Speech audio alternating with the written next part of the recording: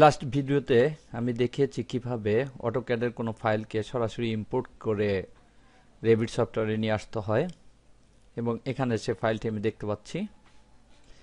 এই ফাইলটা তৈরি অনেকগুলো লেয়ার নিয়ে এবং লেয়ারগুলোর মধ্যে থেকে যদি কোনো লেয়ারকে হাইড করতে চাই অথবা ডিলিট করতে চাই অথবা পুরা ড্রয়িংটাকে আমি এক্সপ্লোর করতে চাই, আমি প্রথমে দেখাবো কিভাবে এখান থেকে কোনো লেয়ারকে হাইড করা যায়। লেয়ারকে হাইড করার জন্য প্রথমে এটাকে নির্বাচন করি, ভিউটাকে একটু বড় করি। দেখতে পাচ্ছি এখানে মডিফাই প্যানেলটা চলে আসছে।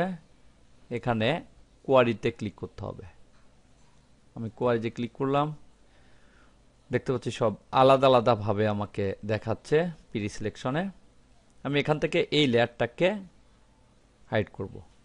এটার উপরে ক্লিক করি, তাহলে দেখতে পাচ্ছি একটা ডায়ালগ বক্স চলে আসছে।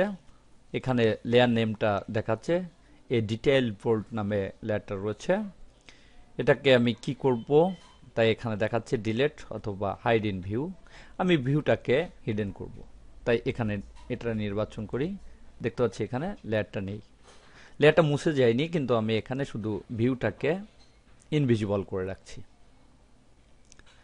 এখন যদি আমি আবার এটাকে নিয়ে আসতে চাই, তাহলে ভিউ ট্যাবে যেতে হবে।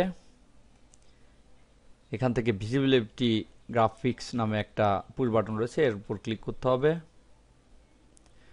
এখান থেকে ইম্পোর্টেড ক্যাটাগরিজ ট্যাবে ক্লিক করতে হবে। এখানে সব লেয়ারগুলো আলাদা আলাদাভাবে দেখাচ্ছে, দেখতে পাচ্ছি, কিন্তু একটা লেয়ারের চেক বক্সে টিক চিহ্নটা নেই, যেটা আমি হিডেন করে রেখেছি। এখানে এ ডিটেইল বোল্ড দেখতে পাচ্ছি নামটা, এখানে টিক চিহ্নটা দিয়ে এটাকে ফিরে নিয়ে আসতে হবে। এখানে টিক চিহ্ন দিলাম, ওকে, তাহলে দেখতে পাচ্ছি এটা আবার চলে আসছে। আবার যদি কোনো লেয়ারকে আমি ডিলিট করতে চাই, তাহলে প্রথমে এটাকে নির্বাচন করি। এখানে মডিফাই প্যানেলটা চলে আসছে, এখানে ডিলিট লেয়ার ক্লিক করলাম। এখানে সব লেয়ারগুলোর নাম চলে আসছে, দেখতে পাচ্ছি। এই লেয়ারগুলো অটোক্যাডে তৈরি। এখান থেকে যে লেয়ারটাকে আমি মুছে ফেলতে চাই সেটাকে আমি টিক চিহ্ন দিয়ে দেবো। আমি এ ডিটেইল বোল্ড এটাকেই টিক চিহ্ন দেই, ওকে, তাহলে দেখতে পাচ্ছি এখানে লেয়ারটা মুছে গেল। এভাবে কোনো লেয়ারকে পার্মানেন্টলি মুছে ফেলা যায়। এবার এটাকে কন্ট্রোল জেড দিয়ে আবার নিয়ে আসি।